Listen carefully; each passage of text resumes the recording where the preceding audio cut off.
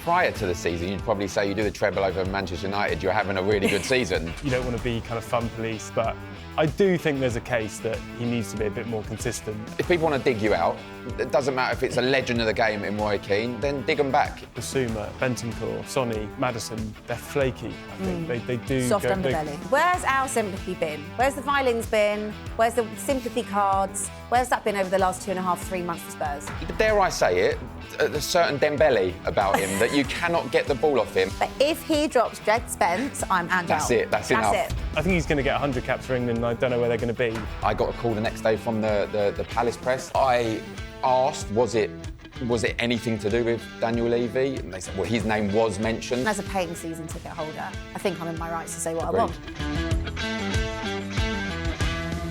Hello and welcome to Inside Spurs, talkSPORT's weekly show where we talk all things Tottenham Hotspur. I'm your host, Abbi Summers, and we're delighted to welcome back to the show ex-pro and Spurs fan Darren Ambrose.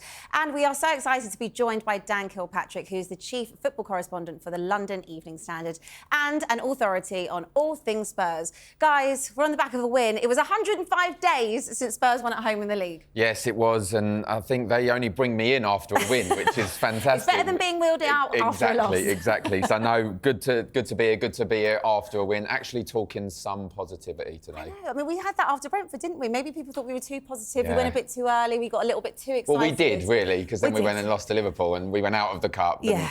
We all had our hands on the trophy, didn't we? But no, that wasn't the case. We're back. We're back now. That was false positivity, wasn't it? But maybe Dan, like this is a real new lease of life for us. We've got players back now. Yeah, I feel like it marks the start of a new phase of the season for Tottenham, doesn't it? It feels like they've had a couple of weeks break, which they desperately needed. Players are back, the new signings are settled in, so I think they can look forward kind of optimistically after a really kind of bleak midwinter. Yeah, it's been a really, really dark winter, but the sun's shining. We are coming into spring. Maybe it's going to get better for us. And it did on the weekend, didn't it? Because we did beat Manchester United for the third time this season. I'd like to say that is kind of a really big achievement, but it's just becoming a regular thing now, isn't it? Yeah, I mean, prior to the season, you'd probably say you do the treble over Manchester United, you're having a really good season, but it's not the case this time around. But that. It was a poor game, let's be honest, the game itself in terms of quality. But I hear the term a lot, and an ugly win. And that's something that under Ange Postecoglou we've not really done up to now, but we done it. We saw the game out really well. As you said, we've got our players come back. I mean, we've still got 6 injuries to first-team players, but we've got players that are returning. Looking at the bench, you can actually make changes to make a difference this time. We could rest Archie Gray, which I thought was fantastic. I'm going to use the word rest because that's definitely what I think that's happened. Yeah. 17 games in a row. I don't like the word dropped. No, there's no chance Archie Gray has been dropped. No, absolutely not. In terms of the players, Archie Gray, Bergvall, and look, we'll talk about Jed Spence. Yeah. They've been the 3 we rely on. So to actually give him a rest, I thought was brilliant. And to get the ugly win and see out the game, and look, we're going to talk Vicario. He cemented his place as number 1 for me. Yeah, I don't dispute that. Another one that returned was James Maddison.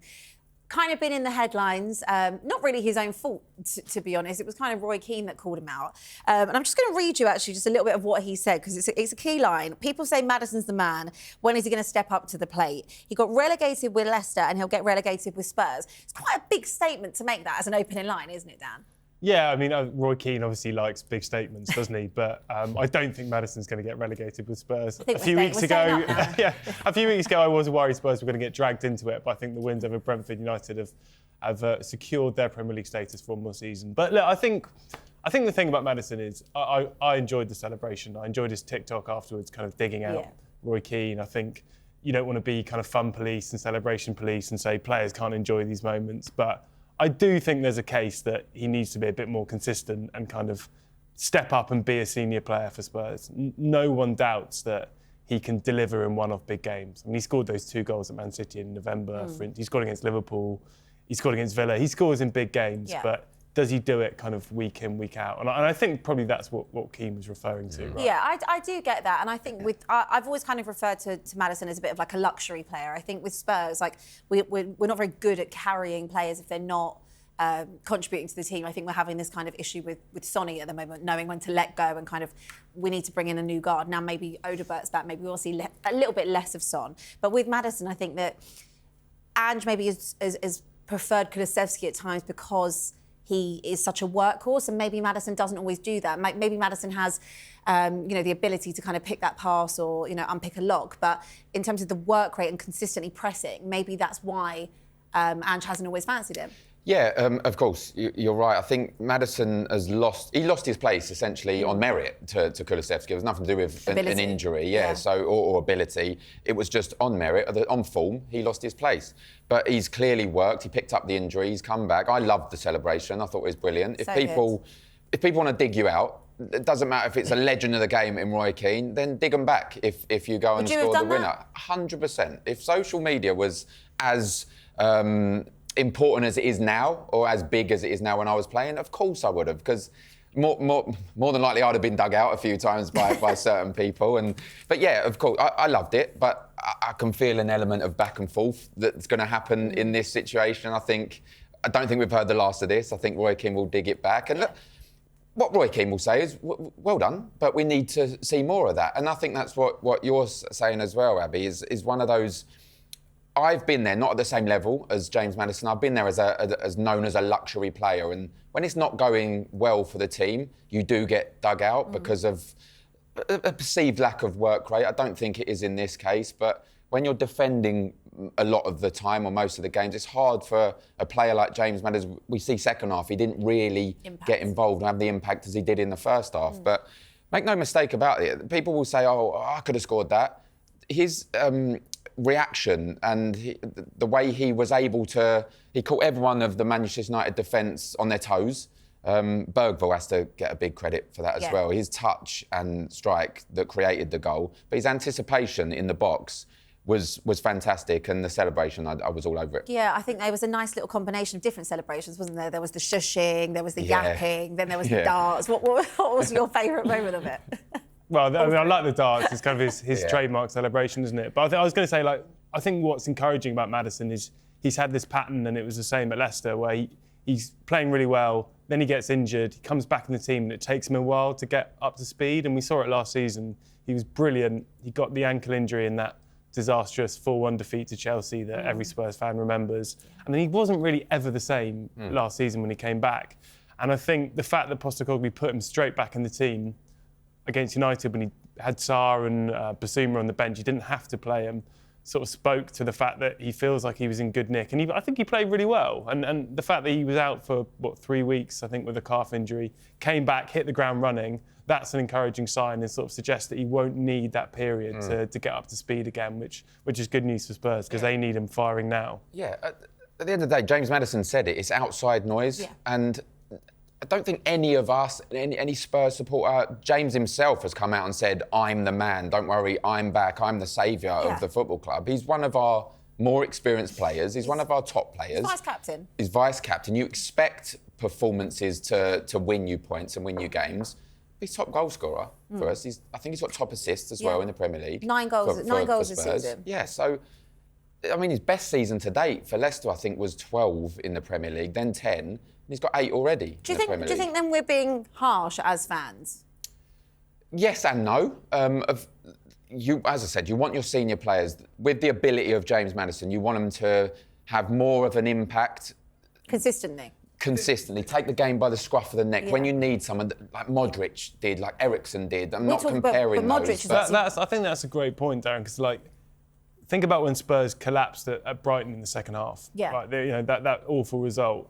When they're going out for the second half and they concede 1, I don't see Maddison's the kind of player who then is going to take control of the game and not say, right, I'm going to get on the ball, I'm going to slow everything down, I'm going to dictate the tempo, and I'm not going to let us concede another one here.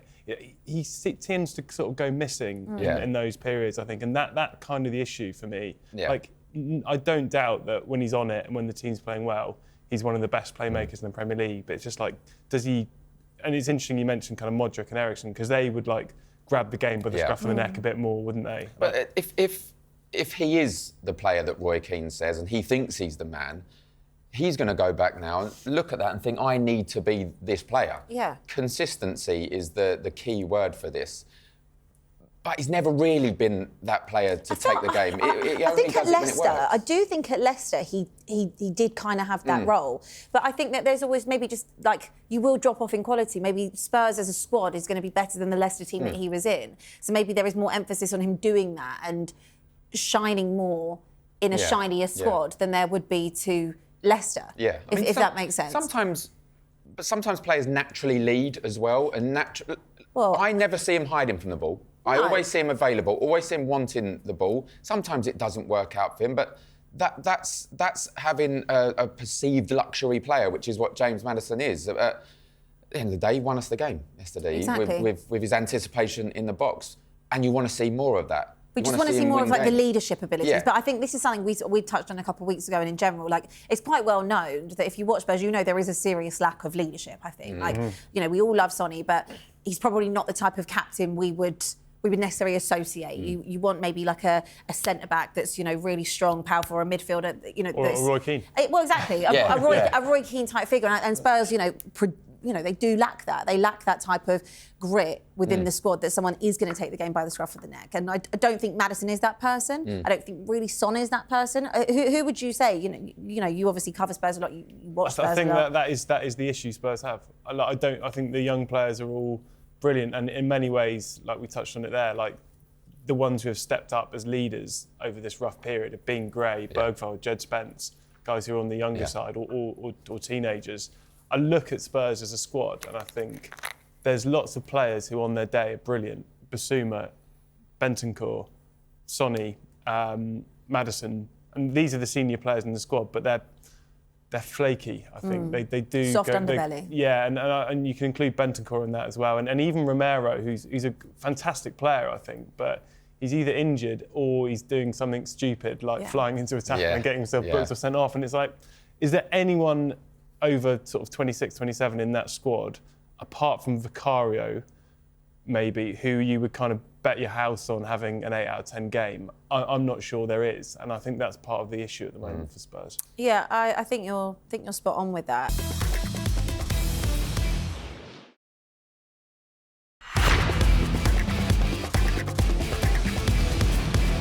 There's been a lot of talk about Kinski, people kind of writing him off already, and I don't really think that's fair. He did come into quite a high-pressure situation, in my opinion, not having a solid back four, being thrown in. He'd only played, I think, 20 times or something in the Czech League, and then coming into Spurs straight away, and your first game's at Anfield, you've got the North London derby. It's a lot. I'm not saying he's not been at fault for stuff, but I think people are very quick to kind of jump on him.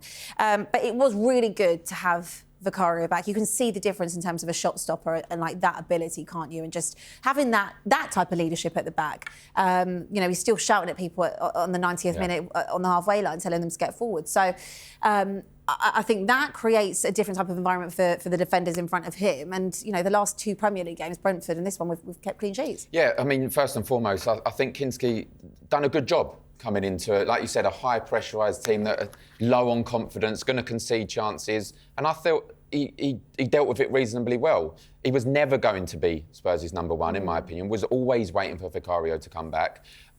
I'd questioned Vicario to a certain degree. I think teams kind of played on his lack of ability on crosses or corners. I think they tried to play on that. But I think, for me, he's cemented his place as number one. With that performance, he's going to get criticised again in the coming months. Of course he is. If you're a goalkeeper, you make a mistake. Unfortunately, it's going to be a goal more often than not. So, but some of the saves, the initial one, Højlund, and then the Garnacho, and he tipped it over the bar with his left arm. He was brilliant. And he seems to have been working on his feet as well, in my opinion. Playing out. I thought he was really good at playing out from the back as well. And as we've spoken about, something that Spurs are missing is leadership, but he was a real leader. And one of the main reasons that we kept a clean sheet. Yeah, I think so too. I would like to combine both of them if I could, because I do think that actually Kinski, at corners, at set pieces, in the air, he's actually a lot stronger than Vicario. I do find Vicario a little bit flappy, but you can't take the shot-stopping ability away from him and how agile he is and how many great saves he does pull off. And it is just good to have him back, isn't it, Dan? Yeah, I mean, I spoke to Kulusevski after the game in the mix zone, and he was gushing about Vicario. He said, I'm a massive, massive fan of him. He's a leader. He brings a real energy to the team. And I think you see that. I'm surprised you're saying that people kind of criticising Kinski, because I think he's been exactly what you want him to be. There's been a like lot. a really promising 21-year-old goalkeeper. He made the mistake at Villa, I know, but then he actually kept it respectable after that with a load of saves. So I think he's been a really smart signing, and he's done a job in January. But yeah, I think Vicario is not just a great shot stopper who makes kind of at least one save he has no right to most games. Yeah. But he's clearly like growing into that leadership role that we just talked about. And yeah, again, if there was sort of one player in the squad who I was kind of bet my mortgage on having a solid game, it's probably him at the moment, because he's got that baseline of performance that he delivers.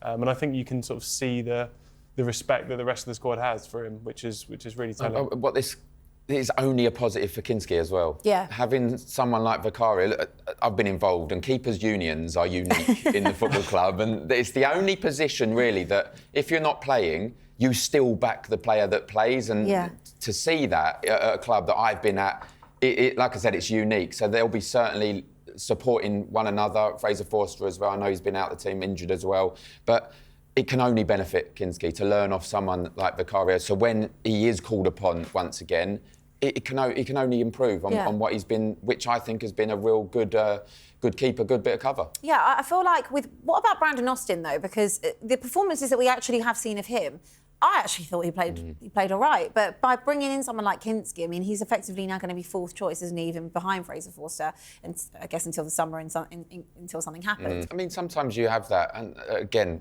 going back to my playing days, there's always goalkeepers that's been there so long, hardly ever plays, and always great backup if you need. And it seems like Austin is that Well, he's going to be fourth choice. Exactly, yeah. It seems like maybe it is time that he does look elsewhere and think, right, if I want to cement down a number one spot somewhere, or even a number two spot somewhere, I need to look elsewhere. But like you said, the performances when he does play, never lets himself down, never lets the team down. But sometimes players just go through their career being that third or fourth choice goalkeeper, unfortunately. Yeah, it's a shame, because I felt like maybe the chances he did have against Newcastle and I think Elfsborg, like he actually played quite well. Well, look, Spurs have leapfrogged United. They're up to 12th. We're finally out of the 20s. Whoop, whoop, whoop. We are into the 30 points. I think we're going to stay up, which is good. And Ange has never lost to United. He's the first Spurs manager to do the league double over them. First to beat them 3 times in a season. When we put the Carabao Cup into that as well. Like we said, we can't really be too happy about that, because obviously the state of Manchester United. But it was a really, really big win for us. And obviously there's a lot of talk about injuries now, isn't there? Because we're kind of now hopefully coming to the end of our injury crisis. United are going into theirs. And it just seems like there's been a lot of sympathy all of a sudden for Manchester United. Where's our sympathy been? Where's the violins been? Where's the sympathy cards? Where's that been over the last 2.5, 3 months for Spurs? Well, that's what Ange said after the game, isn't it? He hasn't had any sympathy from other managers. I do think that there has been a kind of slightly odd tendency to overlook the problems Spurs have had over the last couple of months, and obviously Postecoglou's felt that as well. Like, they haven't been in a dire situation with 10, 11 fit players most weeks and 3 games every week, and I think we're kind of seeing now with Arsenal and Man U that their injury problems are getting a lot of airtime. So I can sort of understand the frustration Postecoglou's had about that. And there was quite a good line he used after the press conference where he sort of said injuries are coming for other teams. So he clearly feels that this is not a problem that's unique to Spurs. He would obviously say it's not down to his football, which I think is a kind of question that's been raised. But it's the schedule and it's kind of the modern game now, and other clubs are going to have to deal with this. I think other support, and no matter who you are, will be the same with Arsenal, will be the same with Manchester United. You think, stop the excuses. Look, it's been unacceptable, the league campaign up to now, but it's not an excuse. It's one of the reasons that this is happening is the injury crisis that Spurs have had for a long time. It's been a consistent amount of time. It's not one-off 2 or 3 weeks. It's been 2-3 months. Yeah. And we're nearing on 3 months. Yeah, we're still missing 6 players. Van der Ven, Romero, Dragazin, Werner, Richarlison, Solanke, who hopefully is the next one back, fingers crossed. So he's still missing 6 players that first-team players. I mean, I don't know where Romero's gone, by the way. Do we know? Is he still at the football club? Who knows? He should be back soon, apparently. But that's actually an interesting point, because that was the thing I found interesting about the United game. It was like, you looked at the squad and you're like, this is brilliant. Look at that bench. I've heard of all those players on the bench. It's a strong squad. But actually, Spurs still had probably their 3 best centre-backs out. Definitely their 2 best, and Dragusin. And their 2 centre-forwards out, Solanke and Richarlison. And in an ordinary season, if you were playing United and you didn't have your 3 centre-backs and your 2 centre-forwards, you'd be like, this is a disaster. We've got to play United. We haven't got...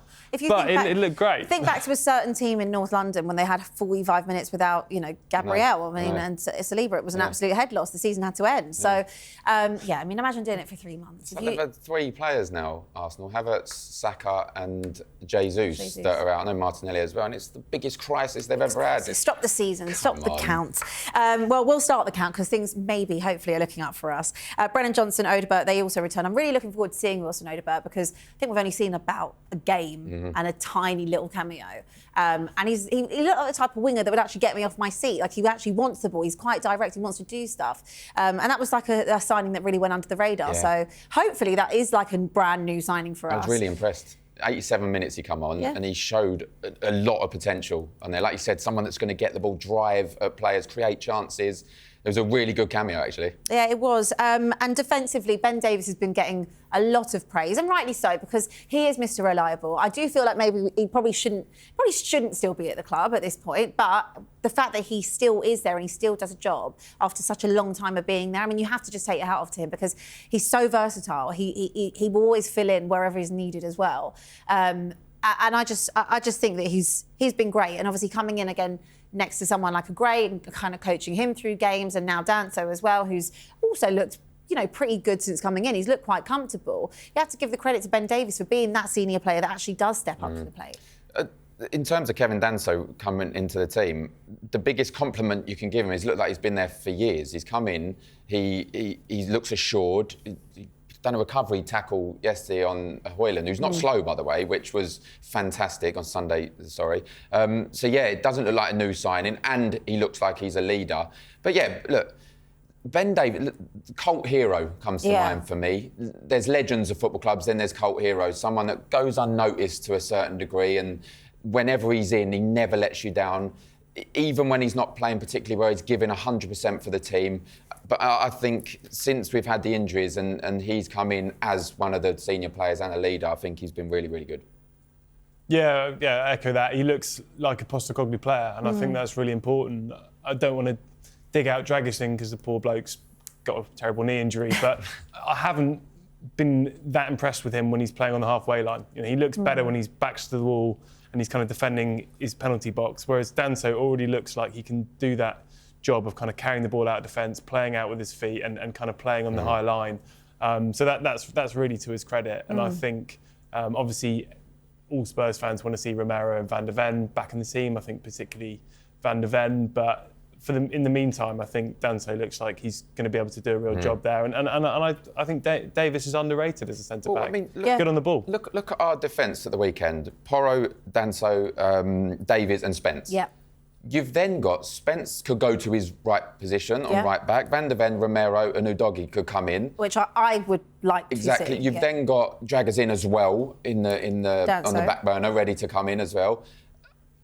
I think... get all our players back fit.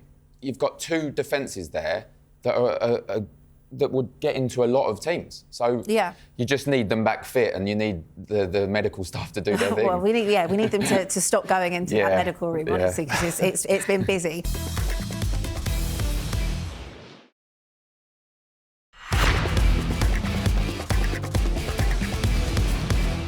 Let's talk about Jed Spence, because for me, he is undroppable, unstoppable, he's just been unbelievable since coming in. You also forget this is a guy that didn't play for essentially 2 years. Conte didn't fancy him, neither did Dange. I think there was an attitude problem or something underlying from what I hear. Maybe Dan, you'll know more. But the way he's come in, he's playing at left back as well, doesn't get dribble past, he's so strong, carries the ball so well, can get forward, he's got the pace. There is nothing wrong with Jed Spence. He's the complete right left back, isn't he? Yeah, I mean, I think there were some kind of off-field concerns that people at the club had, which kind of explains why he was overlooked for so long. But he has been like a revelation since coming in. And there's two things that I really like about him. One is he's so positive. Like, he was playing in front of the press box against United, and every time he gets the ball, he just gets his head up. He either plays a forward pass through the lines that's kind of risky, which is exactly what Postecoglou wants, or he just looks to dribble it forward and take on his man and run into space. And he's so positive. And then the other thing is he's so calm. Like, he'll be in the corner, he'll be being pressed by 3 players, and he'll still kind of have the same cool air about him. He'll find a way to play out, and he just never looks like he's ruffled by the pressure. I think he's been great. I think there's a case that he's actually even better at left back for Postecoglou because he can kind of invert on his right foot, which is what Ange wants, right? Is for them to come into midfield. If he was on the right, he might kind of hug the touchline a bit more. So I'm interested to see him on the right, definitely, and Udogie on the left. But I think he couldn't be doing much better on the left at the moment. Yeah. And you have to say that Udogie's now got to earn his place back in the team. Or Porro's got to try and keep his place as well. I mean, for me, like I said, he's an undroppable person. Like, especially if you do have him and Udogie, I think that automatically does make your back four a little bit more sturdy than it is with Porro. Porro is so great going forward, but I do think he kind of does lack that defensive ability that Jed has. Yeah, we said this before the Liverpool in the semi-final. He's undroppable. He is, and he's only getting better as well. And I think Ange Postecoglou said that comment, didn't he, that he's fielding really well until Udogie gets back. And it's kind of like, he could play anywhere for me, by the way, anywhere. What, on the wing? I think he'd go on the wing. I think he'd go into centre midfield. He was quite good at centre-back. There was one game we had to play and I was like, he's looking quite good there, actually. You cannot get the ball off him. Dare I say it, a certain Dembele about him, that you cannot get the ball off him. And look, when you talk to a lot of the Spurs older players, the best player they've ever played with, Dembele, a lot of them say that. He is so good at getting forward. He's so fast. The character he's shown as well, by the way, the club said it was a club signing, or Conte said it was a club signing. To come back from a few loans as well and become... Which didn't really go his way. Didn't go his way. I think he had a back and forth with Neil Warnock, my former manager, and a little bit of banter with him about an attitude or perceived attitude problem. To come back and become undroppable in Ange Postecoglou's team, to get him in the Europa squad now, the Europa League squad now, when he was outcast of it, I think it shows real character and credit to him, by the way. Yeah, absolutely, having that attitude. I mean, I'm going to put it out there. I've been Ange in. I've never wavered from it. But if he drops Jed Spence, I'm Ange out. That's it. That's enough. That's it. I will be off. I'll be off the Ange train. Your warning. I'll be off my island. That is the warning. So if you don't want to lose me being Ange in...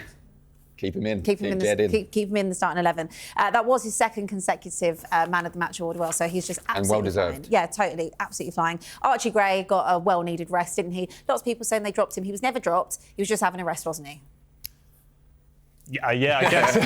Yes, he was. Dan, yes, confirm. He was just having a rest. He was just. I mean, Gray's interesting because I've actually asked Ange in the last couple of weeks, is he a centre half? And he initially said no. He's just having to play there. He's a midfielder. But I think he changed his tune a couple of weeks ago and said, maybe, who knows where he could end up. He's been very good there, and considering he's 18, he could. I think he's going to get 100 caps for England. And I don't know where they're going to be. They could be right back, could be centre half, could be centre midfield. He looks a really, really good player. Yeah. I think it will be Davis and Danso until Van der Ven and Romero are back. And then the question is, does Gray then go into midfield? Because I don't think anyone's wholly convinced by either Basuma or Bentancur in the 6 role. There's a kind of vacancy there, and I'll be interested to see what Gray can do in it. Yeah, I'd like to see him at number 6. I would, because that's his position. Yeah. But I did say this last time I was on. I think he could maybe stay at centre half and get those England caps at centre half as well. And I agree. The kid's got so much talent. And along with Jed Spence, we have 2 England internationals pending. Absolutely. For sure. And maybe the next squad. Yeah, I mean, I think that they both... They definitely warrant a call-up. Yeah. I mean, both of them do. As much as I would rather actually them both rest in case they do get injured, knowing our luck, I would definitely think that if not both, one would definitely be getting 100%. That call-up. It's another good reason to play left-back for Jed Spence, because England don't have any left-backs. Yeah, Agreed. Yeah, that's true. So are we saying that maybe Archie Gray, when everyone is fully fit, would partner Mickey Van der Ven? No, I do think he'll go into midfield. I do, as you said, we do need that. We're desperate for that six. number 6. We are desperate but for we a haven't six. seen him there yet. No. We haven't seen him play there. I do know a few Leeds supporters who have seen him there and said he's even better there, even though they've seen him play well at centre half. But I'm just saying he's so versatile. He could play in the centre half, in the number 6. He's so calm on the ball and assured. And for sure, England international along with Jed Spence, as I said. Honestly, a Gray and Bergvall little partnership there. I mean, we're not even mentioning Bergvall that much. Bergvall did brilliantly at the weekend. Absolutely brilliantly. They've literally carried us the last few months. Let's be honest. All right, let's kind of move on, because there was a huge protest as well, which was organised by Change for Tottenham, Change for Spurs. It was all about Levy out, ENIC out, which has been building a lot of kind of traction lately, and I guess rightly so. People are not happy with the way that the club is being run on the pitch. The 42% wage to revenue information, I think, kind of intensified it even more when you think about the type of players that have probably come through Spurs, even ones that we might know about that maybe other people don't know about, and have ended up at a Liverpool or a Chelsea or a United, etc., because of the wages. It's got to be so frustrating. And Dan, as someone that obviously covers Spurs week in, week out, and you have your own podcast and you are a Spurs fan, you obviously have an insight from all different angles and perspectives on this as to why there is so much, what's the word? Frustration, yeah. Yeah, I mean, I can totally empathise, and there is a lot of frustration at the ownership at the moment. I think partly, and Anne just said this, it's not a secret, that's because of current results, the results over the last 2.5 months. I think if Spurs hadn't had the injury crisis and they carried on punching around sort of 5th to 7th, which I think is where they were after the City win in November, then I think there would still be simmering frustration, but it wouldn't be on the scale we saw on Sunday. But I think this is much bigger than just this season, right? I mean, we've had nearly a quarter of a century of ENIC's ownership, 1 trophy in that period. And there is a sense, I think, from Spurs fans that the ownership's decisions are the reason that the club doesn't fulfil its obvious potential. No one doubts they've done a huge amount of good for Tottenham.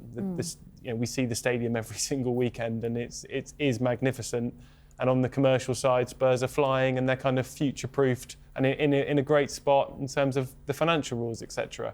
But the success on the pitch hasn't been there. And I think people look at Levy, fans look at Levy and say, he's got a brilliant vision for the business and commercial side of the club. He hasn't matched that with a vision for the football side of the club. And that is the issue. And that's the kind of gnawing frustration for supporters. So I think if Spurs pick up from here, the injured players come back, they go on a deep run in the Europa League and they put together a streak in the league, then some of that will die down, but not all of it. Until Spurs get to a place where they're kind of challenging for the biggest trophies every season and they're kind of fulfilling their potential as a big club, I think that frustration's not going to go away.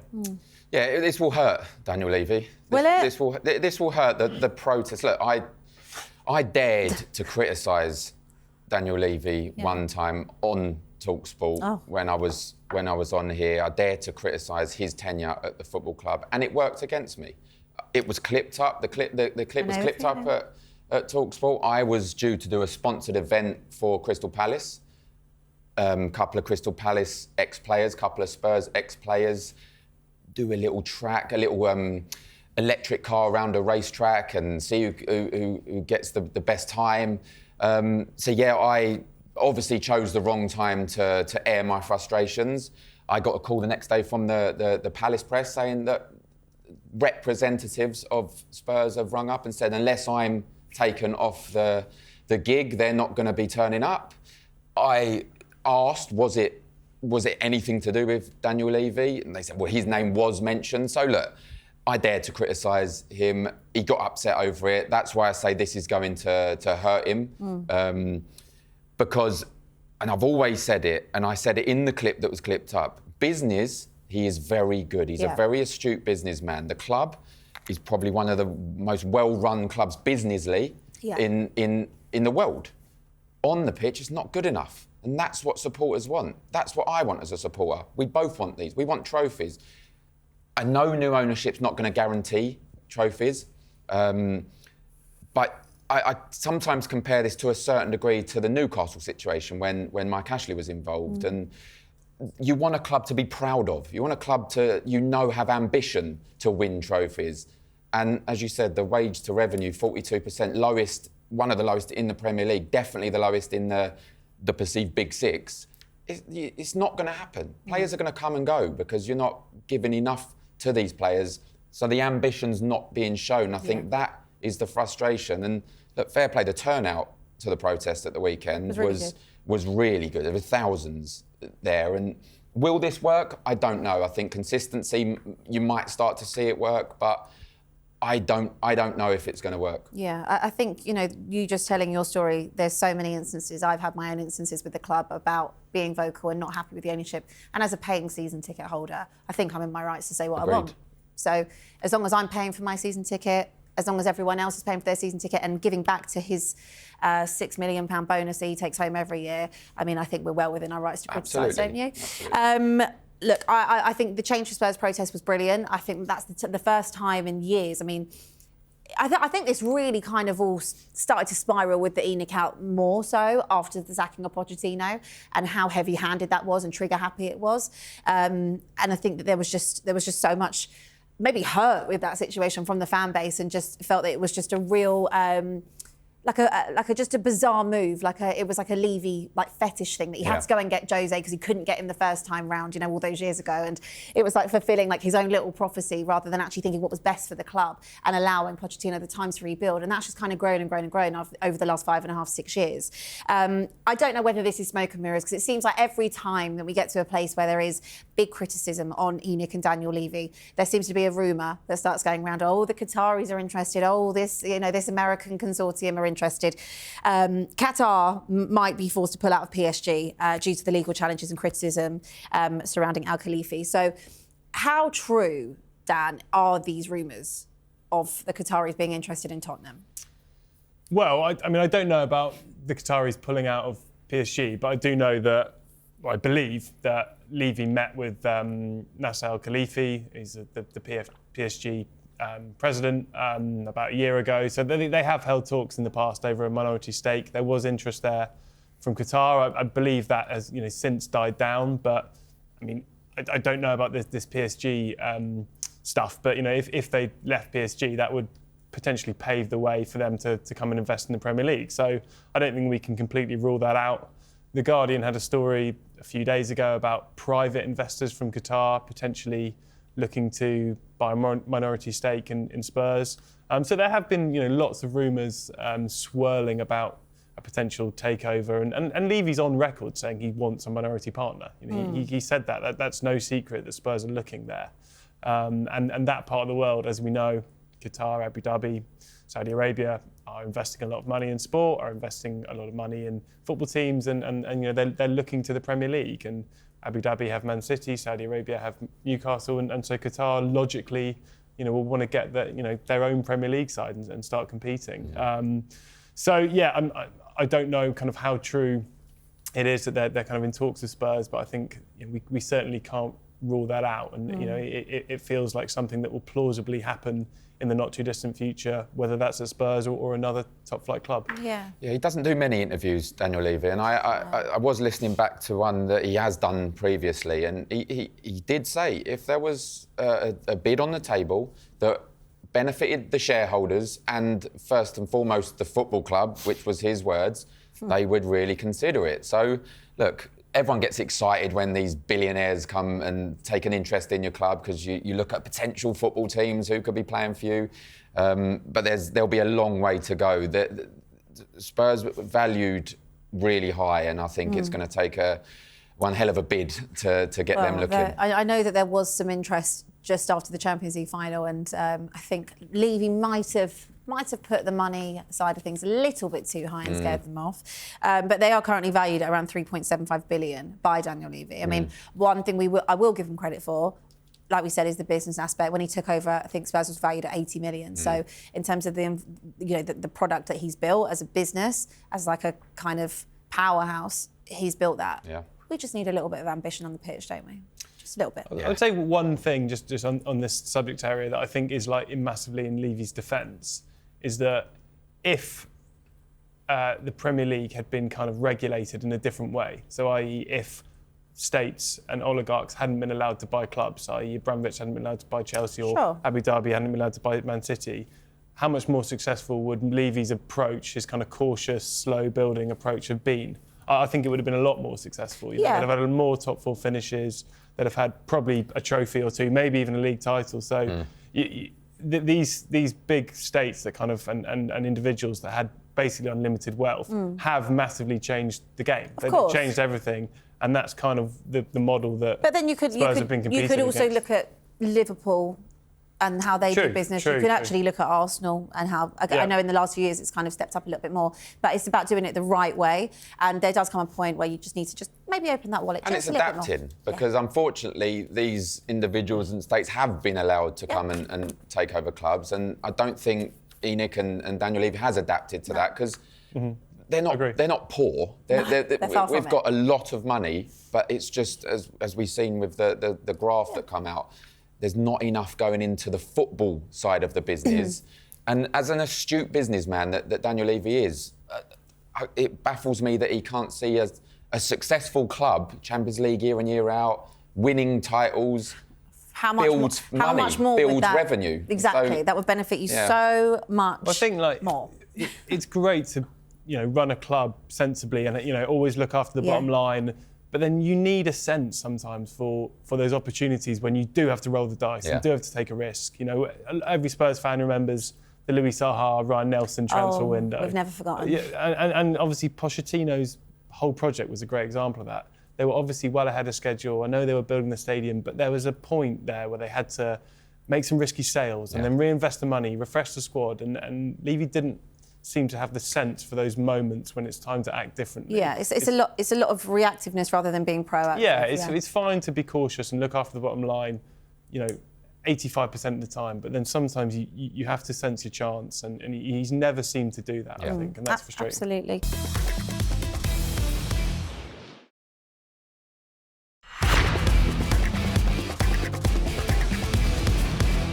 Well, by the next time we're in this studio, Spurs will have played against Ipswich. They also would have played against Manchester City. Darren, you played for Ipswich. Yeah. Obviously, you're a Spurs fan. Where's your allegiances this weekend? Spurs. I'm actually covering this game for TV on CoCom. Nice. So I try to be as impartial as I can when I'm on co-commentary, but I'm going to struggle this weekend. And it's at Portman Road. Yeah. I grew up in the academy at Ipswich, so normally I'm a bit partial towards Ipswich when I'm doing those games. But look, I said this last time I was on, I'll say it again, 2 winnable games coming up. 2 winnable Ipswich games. and Manchester City. Yeah. So let's see if we can take the 6 points. What do you reckon then? Because obviously last time we played Ipswich, this was kind of actually where our terrible spell kind of kicked in, didn't it? So lots of them at home, Portman Road, they're fighting for their life. Yeah, I've watched them a lot this season, and they've had their games, Man City, Liverpool, and West Ham. I remember that they've been dominated, and they was never really in the game. But they're at Portman Road, they're normally always in the game. The crowd really get behind them. They've got Liam Delap on sensational form at the moment. Just got a good point against Villa with 10 men. So it's going to be a tricky game. It's not a foregone conclusion that Spurs go there and walk away with a point. So need to be on form, need to take the game that we've just played into this game and think, you know what, let's go out on the front foot and see if Ipswich can handle what we bring. Yeah, and try and play our football, our Ange way. What do you reckon, Dan? Well, I think like the home game against Ipswich is kind of probably the worst result of the season, right? Not necessarily the performance. There's been a lot. There's been a lot, but actually you look at the team Spurs had out that day, and I'm pretty sure it was a back four of Porro, Van der Ven, Romero and Udogie. It was a very strong side. The injuries hadn't hit in yet, and they just didn't show up. And I guess that is one of the things that critics of Ange will point to and say, well, hold on, before the injury crisis, you were still getting that kind of result, the result of Palace, the result of Brighton. You know, there were still major blips here and concerns. So I think almost with that in mind, they've just got to go to Ipswich and kind of right that wrong, really. I haven't seen nearly as much of Ipswich as Darren, but obviously they're a kind of well-coached side. I think probably fair to say that they don't have the kind of quality of technical players that most teams in the Premier League do. So Spurs, as you said, Abbi, I think Spurs have got to go there, look to kind of get on the ball and play their stuff. And for me, the United game was really about showing that with players back and with the stronger squad, Spurs could be kind of more themselves again. And I think that they did that. It wasn't a brilliant performance, but it was much more a Postecoglou team than it has been in recent weeks. And they'll have another week on the training ground. They might even have some more players back, and Romero might even be back. So it's about, again, just stepping that up a level and pressing high, playing out from the back, being a Postecoglou side and getting a result. Yeah, absolutely. And then next week, Manchester City. It's a weird one, isn't it? Because City, again, they've kind of picked up a few results of late. They've got Champions League as well this week. But they seem to be, they're not the City that we all know, but they are starting to turn a little bit of a corner. But we've such a good record against City, don't we? So is this one that you're looking at thinking, oh, winnable? Yeah, of course, yeah. And I think we have to go into every game. I think if we go far in Europa League, all the way to the final, which is what we want, That's what we there's want. 20 games left, 13 in the Prem, and I think the round of 16 quarter sem is all 2 legs, so 20 games left. I think you've got to be looking at winning 13, 14 at least of those, including a good run in the Europa League, to have any chance of finish in a respectable place in the Premier League, and as I said too, having a good run in Europa League. So yeah, I look at Manchester City this season and say that they're inconsistent, probably a bit better than we are at the moment in terms of consistency, but they can be. I mean, on their day, defensively, they can definitely be got at. Of course they can be got at. Without a doubt. Maybe 1 or 2 more players back, as Dan said, again, be confident, go into games thinking you can win. Yeah, absolutely. What is a respectable finish then, Dan, for Tottenham this season? Obviously, we would all give up the league. We'd all finish 17th if it meant that we can win the Europa League. But let's say that doesn't happen. What's a respectable finish for us? I think from where they are now, I think the aim has got to be 7th, 8th and sort of sneaking into the Conference League next season if they don't win the Europa League and get into the Champions League, obviously. Because then, you've got European football for what is actually now quite a big squad, and you're in a competition that's very winnable. So that's got to be the aim. I think that will be tough. Spurs have to be really consistent to get there because they are adrift. So I think the aim has got to be like a really strong run, go deep in the Europa League, try and win that competition, and definitely make sure you finish in the top half. I think if they do that from here, that's kind of respectable, but obviously at the start of the season that would have been a bit of a disaster, I think. I mean, we're 11 points off of 8th, was it? 7th. 7? 11 points off Newcastle in 7th. I think 9 or 7 off of the top half. It's quite congested though, isn't it? In that top half. Of course it is. And Ange Postecoglou said it at the end, and I agree with him. We're the back end of February now. Clubs are going to start feeling a few injuries coming into play, and hopefully at the right time we're getting players back. We're always optimistic. We always try to look at the positive side of things. Prior to the Manchester United game, sat in 15th, I think. I'd say a top half finish would have been successful, but get a little run of games in the Premier League. Who knows? Can sneak into one of those European spots, hopefully, fingers crossed. Fingers crossed. I think maybe just us doing a title charge is maybe just out of the equation for this year. But yeah, look, thank you so much, guys. That is all we've got time for this week on Inside Spurs. Huge thank you to Darren Ambrose and Dan Kilpatrick, and we will see you next week with the reaction to the midweek game against Manchester City. So until then, come on, you Spurs.